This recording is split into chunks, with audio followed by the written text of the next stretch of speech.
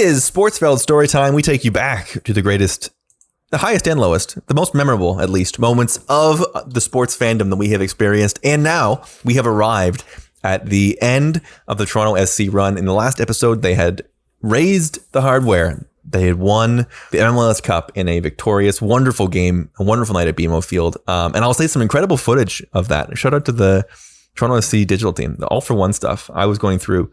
And I know I've said this before, and obviously we're in an era where right now we're not seeing a lot of fans. And boy, goosebumps going back and watching this stuff. Like going back and watching the MLS Cup Final when they send in Josie. It's like, man, legitimately like goosebumps.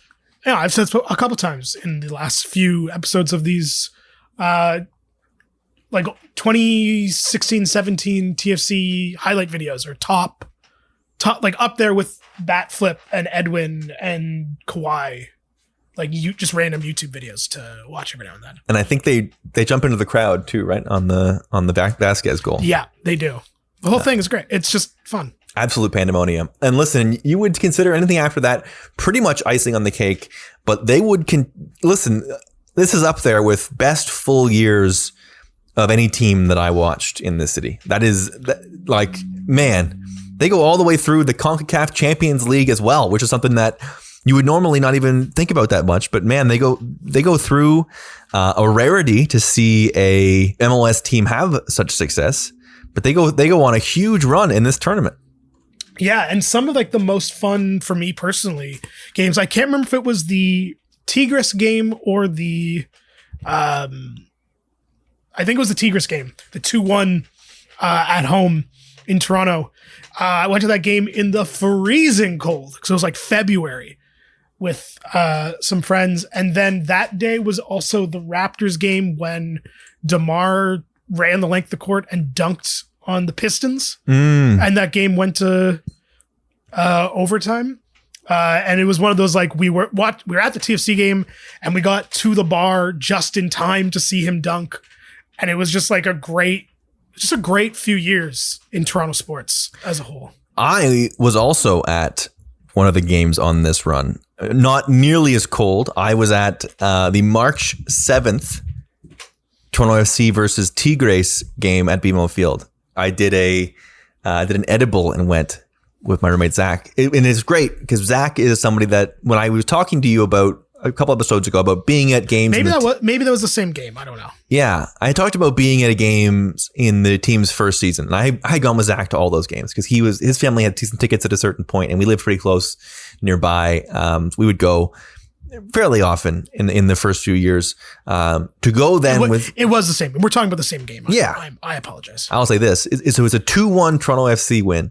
Altidore scores and Desario scores and Tigres scores first. It was the best game I had ever seen in that building. It was like, to contrast the skill on display versus watching them in the early seasons was unreal. And just to give you an idea of like legit, like Toronto has 13 shots on goal in this game and Tigres has 10.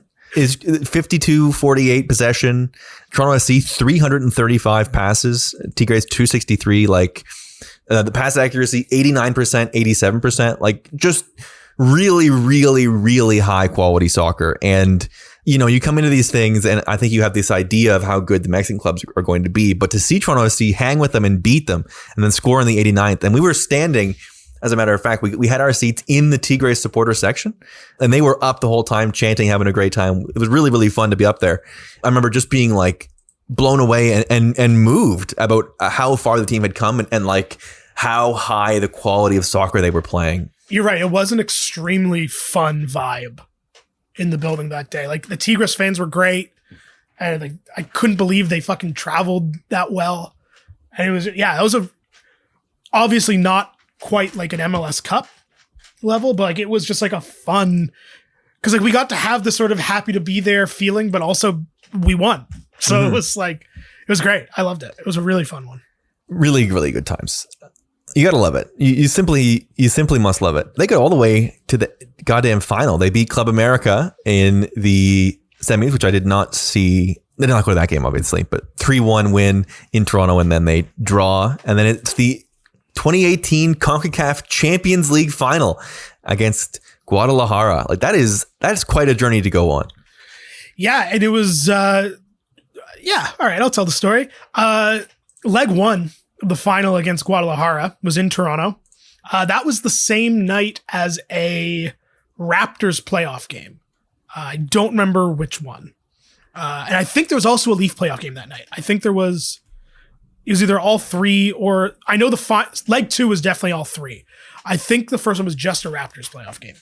But I was at a bar for that one with a friend. Game 5 of Raptors Wizards. Thank you.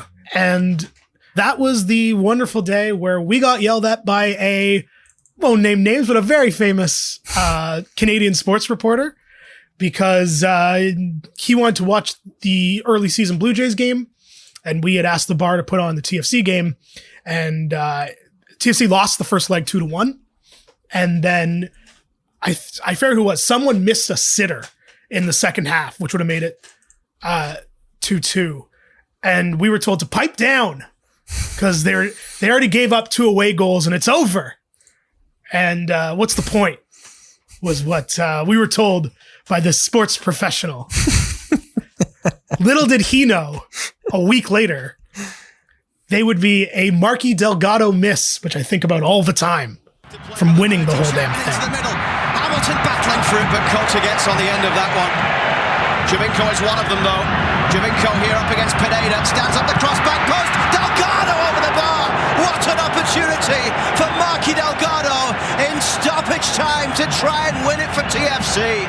That's unreal. I misspoke. It's game 2 of Raptors Wizards. They were up. I believe game 5 was leg 2, maybe. Yes, I know I got game 7. I got the dates wrong. Leafs Boston game 7 was definitely the same day as leg 2. Leg 2 is absolutely Leafs Boston game 7.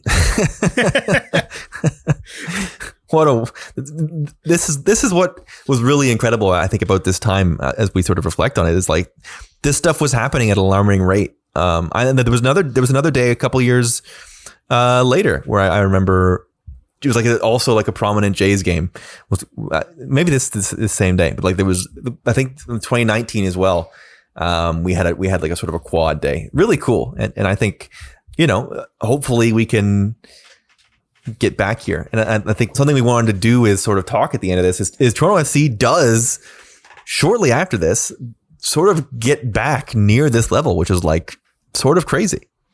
Yeah, but done in a very, I guess, not done in a different way, but taken, supported. I don't know. That's what am I looking for here? I think supported is right. I think that's sort of.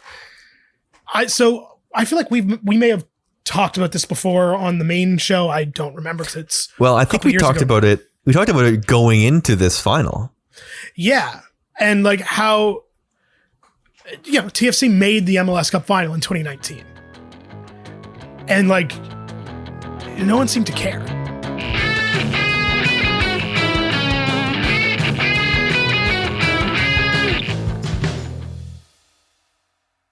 This is maybe a little more reflective than we usually get on these story times. Against Seattle. Against Seattle.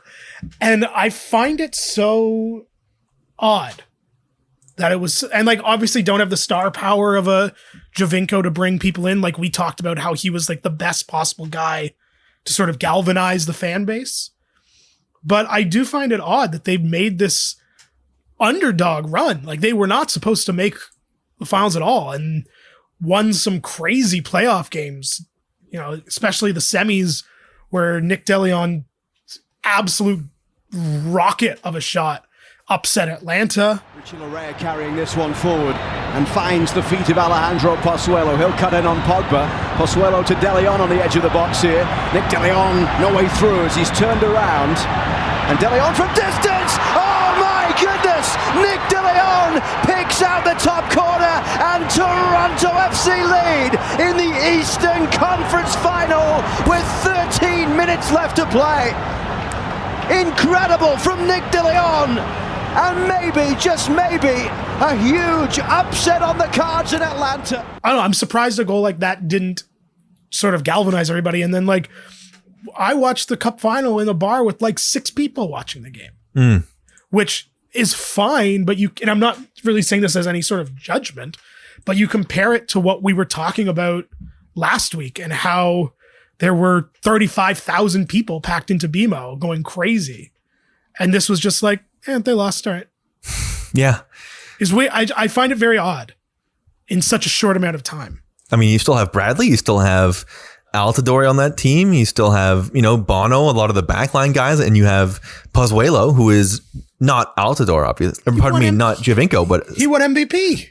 Absolutely right. Like it's very curious. And that thing I think we talked about a little bit with the Raptors. And I think we saw it a little bit in that 2016 Jays run as well, as like after you have the breakthrough, seize the moment thing for the first time, it can be hard to replicate that energy of the way that happens, to overcome something where that seems impossible. Yeah. And like, I wonder too, if it's sort of the format change in MLS, because they changed the playoffs from 2-leg matches to one game, just one game each round. And because TFC were the 4 seed, other than the opening round, they didn't have a home playoff game the entire run. Mm-hmm. And I wonder, had they had sort of those home playoff games to build the excitement, if that would have maybe garnered more excitement in the city. But that being said, I was at the first game, the first round against DC United, and they only drew 25,000 people, which isn't nothing, but certainly isn't the playoff excitement that we were accustomed to with TFC. I don't know. I find it interesting that that team wasn't able to grab the city's attention quite. And maybe it's because it was a few months removed from the Raptors winning and the city was burnt out or something, but you'd think that would just get the city more excited. I don't know. I think TFC is probably, for me, what the Blue Jays are like for people that aren't us. Yeah. I think it's hard for a lot of people to get invested in the Blue Jays if they're not going to games. Yeah. As just a TV product, it's hard to be like. Yeah. Anyway, and that's the story of TFC. We're going to see what happens next in this next chapter, but an incredible run and really, really a major part, looking back, a major part of what was an incredible couple year stretch for sports in the city in general. They were such a fun piece to also have while we were enjoying the Leafs come up, while we were enjoying the Raptors cementing themselves as one of the NBA's best franchises, as the Jays sort of had these sparks of suddenly being the talk of the town. It was really nice to also have TFC, to go to games, to see games, to, you made some great points about how like you would watch a game and then you'd also watch the Raptors play at the same time, and all these great things were happening at the same time, and it felt like it was constant, and they were a huge part of it. Yeah. There was, I think they're a part, I think there's going to be a look back eventually on sort of 2017 to 2019 as obviously capped by the Raptors, but like really good years to be a Toronto sports fan. And TFC are a big part of that.